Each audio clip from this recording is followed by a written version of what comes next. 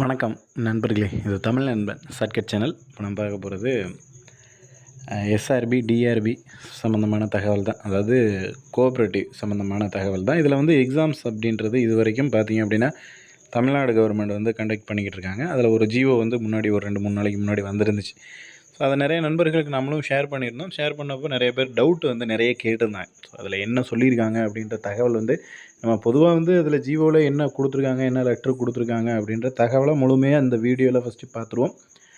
முதல்ல இதற்கு முன்னாடி நடந்தது எல்லாமே, அதாவது எஸ்ஆர்பி, டிஆர்பி எல்லாமே வர டிசிசிபி இதெல்லாமே கோஆப்ரேட்டிவ் டிபார்ட்மெண்ட் எக்ஸாம்ஸ் அப்படின்றது கண்டக்ட் பண்ணுவாங்க. இவங்க இந்த சர்க்குலரில் என்ன சொல்லியிருக்காங்க அப்படின்னா, அதாவது இப்போ வரைக்கும் வந்திருக்கிற நபர்கள் கொஞ்சம் ஓரளவுக்கு ஒர்க் பண்ணுறாங்க. இருந்தாலும் இன்னும் எஃபிஷியண்ட்டான நபர்கள் தேவை. ஸோ அதனால் இந்த எக்ஸாம்ஸை, அதாவது இந்த பேங்க் ரிலேட்டடான எக்ஸாம்ஸ் எல்லாமே ஐபிபிஎஸ் அப்படின்றது நடத்துச்சு அப்படின்னா எங்களுக்கு இன்னும் எஃபிஷியண்ட்டான ஒரு நபர்கள், நல்லா தெரிஞ்ச அதை பற்றின நாலேஜ் உள்ள நபர்களாக நிறைய பேர் வருவாங்க அப்படின்ற மாதிரி எம்ப்ளாயி அசோசியேஷன் ஒரு லெட்ரு கவர்மெண்ட்டுக்கு கொடுத்துருக்காங்க. ஸோ இதுதான் நடந்துச்சு. இதில் என்ன ஆகும், எப்படி போகும் அப்படின்ற தகவலை நான் சொல்கிறேன். என்னென்னா, ஃபஸ்ட்டு ஐபிபிஎஸ் அப்படின்னு பார்த்தீங்கன்னா அது டோட்டலி ஒரு ப்ரைவேட் செக்டர். ஐபிபிஎஸ் அப்படிங்கிறது முதல்ல என்னங்கிறத தெரிஞ்சுக்கிங்க. என்னென்னா, அது ஒரு ப்ரைவேட் செக்டர்.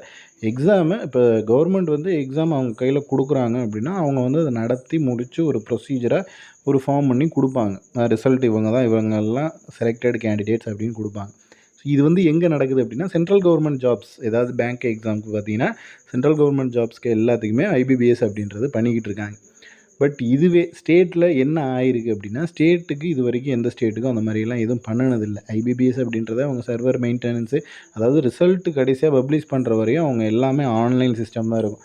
ஸோ அது கோஆப்ரேட்டிவில் இம்ப்ளிமெண்ட் ஆகுமா அப்படின்னா, எனக்கு தெரிஞ்சு 100க்கு 99% ஆகிறதுக்கான வாய்ப்புகள் கிடையாது. என்ன ரீசன் அப்படின்னா, இப்போ கோஆப்ரேட்டிவில் என்ன மாதிரி ஒர்க் போகுது, என்ன மாதிரி ஃபங்க்ஷன்ஸ் ஆகுது அப்படின்றது நம்மளுக்கே தெரியும். ஸோ அது ஐபிபிஎஸ் கிட்ட போய் அதில் வரக்கூடிய கேண்டிடேட்ஸ் இதில் ஒர்க் பண்ணுவாங்களா அப்படிங்கிறது அதுவும் ரொம்ப மிகப்பெரிய ஒரு கேள்விக்குறி தான். ஏன்னா கோஆப்ரேட்டிவ் அப்படின்றது இப்போ தான் கொஞ்சம் கொஞ்சமாக கம்ப்யூட்டர் இதாக ஆகிக்கிட்டு இருக்குது.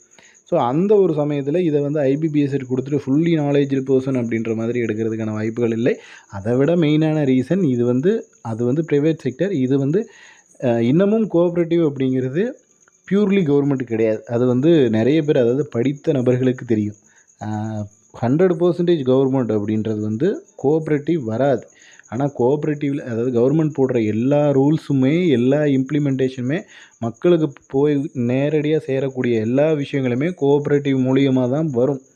பட் இது முழுக்க 100% கவர்மெண்ட்டா அப்படின்னா 100% கவர்மெண்ட் கிடையாது. ஸோ அதற்கான இதெல்லாமே அதோட ஹிஸ்ட்ரியெல்லாம் பார்த்துக்குங்க. அது தனியாக போகும். அதை பற்றி பேசணும் அப்படின்னா ரொம்ப லென்த்தாகவும் அது ப்ரீஃபாகவும் அது மிகப்பெரிய ஒரு டாப்பிக்காக போய்கிட்டு இருக்கும். ஸோ அதை பார்த்துக்குங்க, என்ன மாதிரி என்ன ஃபங்க்ஷன் ஆகுது அப்படின்றது. ஸோ இப்படி ஆகிற ஃபங்க்ஷனுக்கு ஐபிபிஎஸ் கிட்ட கொடுக்கறது அப்படிங்கிறது மேக்ஸிமம் பண்ணவே மாட்டாங்க அப்படிங்கிறத தெரிஞ்சுக்கிங்க. இது என்னென்னா, ஜஸ்ட்டு ஒரு இன்ஃபர்மேஷனாக அவங்க இந்த மாதிரி, அதாவது நார்மலாக இப்படி எடுக்கிறதுக்கு பதிலாக அப்படி எடுத்தீங்க, ஐபிபிஎஸ் மூலிமா எடுத்தீங்க அப்படின்னா எங்களுக்கு இன்னும் எஃபிஷியண்ட்டான நபர்கள் வருவாங்கன்ற ஒரு ஐடியா கொடுத்துருக்காங்க. பட் ஐடியா மட்டும்தான் இது. இது என்னென்னா, இம்ப்ளிமெண்ட் ஆகுமானா கண்டிப்பாக 99% ஆகிறதுக்கு வாய்ப்புகள் இல்லை. அந்த 1% வாய்ப்பு இல்லைன்னு தான் நான் சொல்லுவேன் எனக்கு தெரிஞ்சு. பட் அவங்க கொடுத்துருக்காங்க.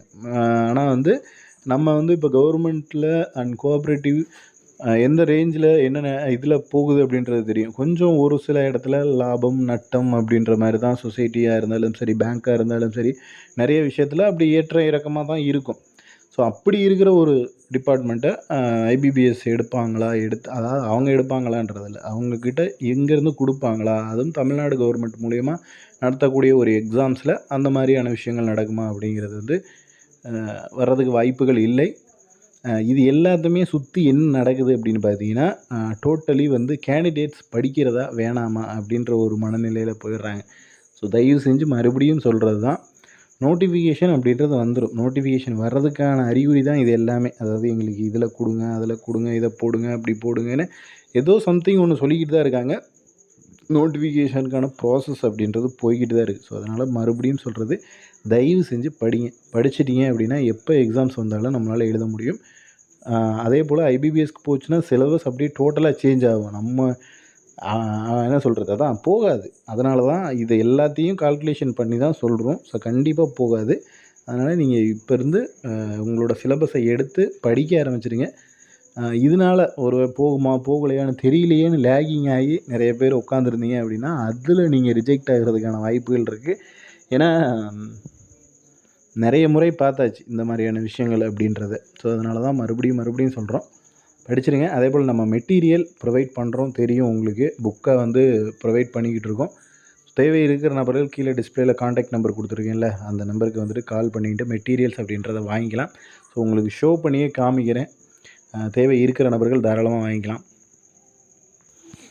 இதுதான் வந்து அந்த புத்தகத்தினுடைய பிக்சர் அப்படின்றது. ஸோ இது வந்து பார்த்திங்க அப்படின்னா நம்ம வந்து இந்த மாதிரி புக்காக போட்டு உங்கள் கையிலேயே கிடைக்கிற மாதிரியே கொடுத்துருவோம். ஸோ இதுதான் வந்து அந்த புக்குக்கான பிக்சர் அப்படின்றது. ஸோ தேவை இருக்கிற நபர்கள் தாராளமாக வந்து வாங்கிக்கலாம். ஸோ மெட்டீரியல் அப்படின்றது இப்படி தான் இருக்கும். அதாவது ஒன்லைனர் ஒரு கொஷின், அதுக்கான ஆன்சர் என்ன அப்படின்றது ஒரு டாப்பிக்கும் தனித்தனியாக வந்து மெட்டீரியல்ஸாக போட்டு கொடுத்துருவோம். சேம் இந்த மாதிரி தான் இருக்கும். யூனிட் 3னா மொத்தம் 6 யூனிட் அந்த மாதிரி போட்டு கொடுத்துருக்கோம். ஸோ கம்ப்யூட்டருக்கு தனியாக, ஸோ ஒரு டாப்பிக்கும் தனித்தனியாக அப்படின்றது தான் இருக்கும். ஸோ மாதிரி வினாத்தாள், இதற்கு முன்னாடி நடந்த எக்ஸாமோட மாதிரி வினாத்தாள்கள், முந்தைய ஆண்டு வினா விடை, ஸோ எல்லாமே தனித்தனி டாபிக்ஸாக போட்டு கொடுத்துருக்கோம். அதே போல் தேர்வுக்கு எதிர்பார்க்கப்படும் முக்கிய வினாக்கள் விடைகள் அப்படின்னு சொல்லிட்டு அடுத்து வந்து பார்த்திங்கன்னா ஹேண்ட் ரைட்டிங் நோட்ஸ் தனியாக கொடுத்துருக்கோம். ஸோ இந்த மாதிரி மெட்டீரியல்ஸ் அப்படின்றது புக்கு, அதாவது புக்காகவே உங்களோட வீட்டுக்கே கொரியர் பண்ணி விட்ருவோம். ஸோ தேவை இருக்கிற நபர்கள் தாராளமாக மெட்டீரியல் அப்படின்றத வந்து வாங்கிக்கலாம். ஸோ அது வந்து பார்த்திங்க அப்படின்னா பெய்டு மெட்டீரியல் தான், பே பண்ணி நீங்கள் வாங்குற மாதிரி இருக்கும். ஸோ இந்த மெட்டீரியல்ஸ் இல்லாமல் நம்ம வந்துட்டு தனியாக பார்த்திங்க அப்படின்னா இதுவும் டெஸ்ட் பேட்ச் அப்படின்றதும் கண்டக்ட் பண்ணுறோம். ஸோ டெஸ்ட் பேட்சில் இணைய விரும்புகிற நபர்களும் தாராளமாக வந்து தேர்வில் இணைஞ்சிக்கலாம். ஸோ அதே போல் 2-3 அகாடமிஸ் சேர்ந்து தான் வந்து 3 சேனல் 4 சேனல்ஸ் சேர்ந்து தான் பண்ணுறோம். ஸோ அதனால் நீங்கள் யாருக்கிட்ட வாங்கினாலும் நான் இங்கே வாங்கிட்டேன், அங்கே போய் வாங்கணுமா, அங்கே வாங்கிட்டேன், இங்கே வந்து வாங்கணுமா அப்படின்னு போட்டு கன்ஃபியூஸ் பண்ணிக்க தேவையில்லை. ஸோ நீங்கள் வந்து வீடியோவில் பார்க்குற மெட்டீரியல்ஸ் 2-3 சேனல்ஸில் பார்த்துருந்தீங்கனாலே தெரியும். சேம் ஒரே மாதிரியான மெட்டீரியல்ஸ் வச்சு நாங்கள் எல்லாருமே வீடியோ போட்டுக்கிட்டு இருக்கோம் அப்படின்னா எல்லாருக்கிட்டையும் ஒரே மெட்டீரியல்ஸ் தான் ப்ரொவைட் பண்ணுறோம் அப்படிங்கிற தகவலை வந்து தெரிஞ்சுங்க. ஏன்னா நிறைய பேர் வந்துட்டு இங்கே வாங்கிட்டேன், நான் இங்கேயும் வாங்கணுமா, இதையும் வாங்கி படிக்கிறேன். அதாவது இருக்கிறத ஃபஸ்ட்டு படிக்க பாருங்கள், நிறைய வாங்க பார்க்காதீங்க. முதல்ல என்னென்னா என்ன கையில் இருக்கோ அதை முதல்ல முடிக்கிறோமா, அதை முதல்ல படித்து முடிச்சிட்டோமா அப்படின்றது தான் கான்செப்ட். அதை விட்டுட்டு நிறைய என்ன நினைக்கிறாங்க அப்படின்னா நம்ம நிறைய புக்ஸை வாங்கி வைப்போம். வாங்கி வைக்கிறதுனால நம்மளால் மார்க் வாங்க முடியாதுங்க. அதை ஃபஸ்ட்டு ஒரு விஷயத்தை தெரிஞ்சுங்க, நம்ம படித்தோம்னா தான் நமக்கு மார்க் வந்து வரும். ஸோ என்ன புக் வாங்கினாலும் சரி, நம்மக்கிட்ட வாங்கினாலும் சரி, வேறு எங்கேயாவது எங்கள் 4 பேரை இல்லாமல் வேறு யாருக்கிட்டையாவது வாங்கினாலும் சரி, அவங்ககிட்ட என்ன வாங்கிக்கிறீங்களோ அதை ஃபஸ்ட்டு படிங்க. அதை படித்தா தான் அதில் என்ன இருக்குது, ஒரு வேளை அதில் விஷயம் இருக்கலாம், இல்லாமல் இருக்கலாம், நிறைய இருக்குது. இதெல்லாம் தாண்டி நீங்கள் அதில் என்ன இருக்குதுன்னு தெரிஞ்சுக்கிட்டால் தான் நம்ம அடுத்து வேறு ஒருத்தர்கிட்ட வாங்கினோம்னா அது ஒர்த்தபிள் இல்லையாங்கிறதாவது தெரியும். எல்லாருக்கிட்ட இருந்து புக்ஸாக கலெக்ட் பண்ணி நிறைய வாங்கி வச்சுட்டு பட் அது எப்படி இருக்குது என்னன்றதே நமக்கு தெரியாமல் போயிடும். அதனால தான் ஏதோ ஒரு புக்கு யாருக்கிட்ட வாங்கினாலும் சரி, எங்ககிட்ட வாங்கினாலும் வெளியில் வாங்கினாலும் அதை முதல்ல தரவாக படித்து பாருங்கள். அதில் தகவல் எல்லாமே இருக்கான்றதை நோட் பண்ணுங்கள்.